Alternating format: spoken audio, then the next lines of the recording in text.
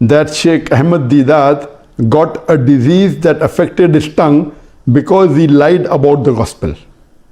Such allegations make me really upset. Kindly advise how to respond to such claim.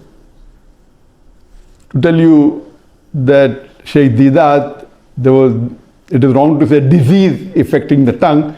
Sheikh Deedat, may Allah grant him Jannah, Rahimullah, may Allah have mercy on him.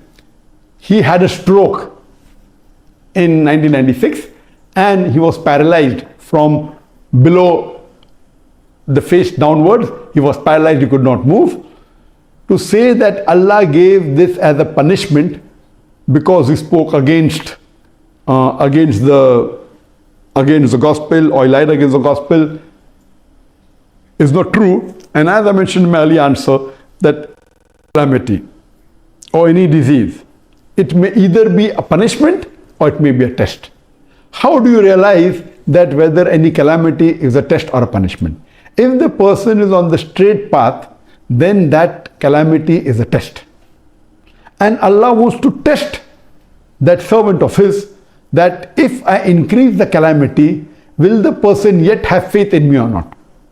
And if the person, even after a calamity befalls him or her, yet the faith is strong, then Allah subhanahu wa ta'ala gives a higher reward and Allah will grant him a higher status in Jannah. So Allah tests his servant. That's the reason our beloved Prophet ﷺ said, the maximum difficulties amongst the human beings are put on the Anbiyas, on the prophets, on the messengers of Allah, because they are the highest caliber.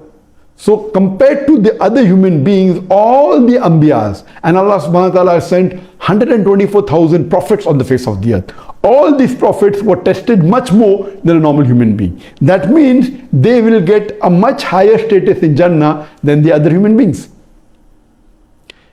If it's a punishment, then it is for those people who have committed a sin. So if a person has sinned and has gone against the commandment of Allah subhanahu wa ta'ala, that calamity is a punishment. And you come to know that in the punishment the person suffers.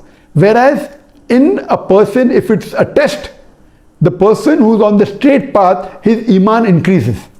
And as far as Sheikh Deedat is concerned, alhamdulillah, I knew him very closely. I was one of the first few people that when he got the stroke, I had just performed my Hajj and I flew from Saudi Arabia straight to South Africa, and alhamdulillah, I personally met him.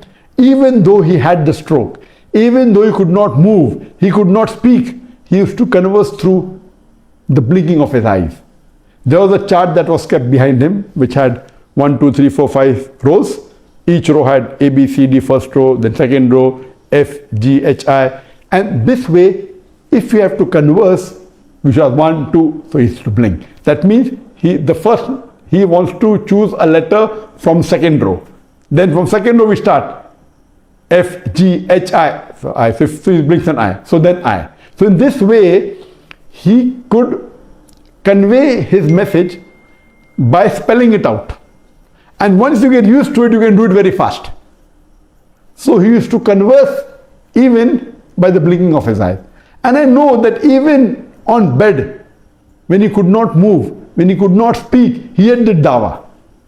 There were Christians who came to meet him, there were Christian missionaries who came to meet him, non-Muslims, and through dawah he was even able to revert some of the non-Muslims, alhamdulillah.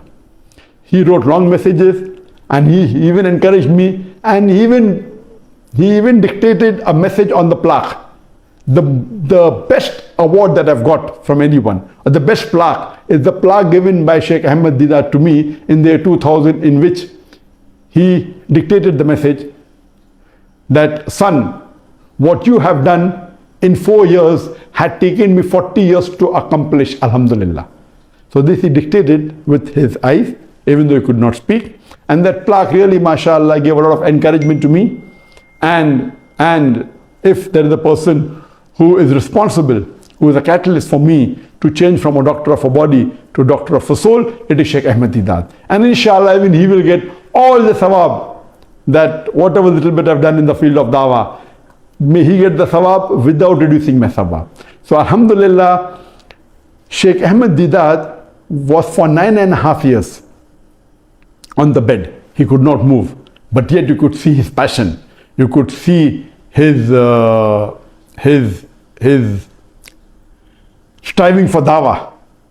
So according to me, if you see the striving, you see the passion, there was no remorse in him that what he did was wrong. He continued his dawah. This means Allah subhanahu wa ta'ala, according to me, wanted to give a higher status to Sheikh Deedat.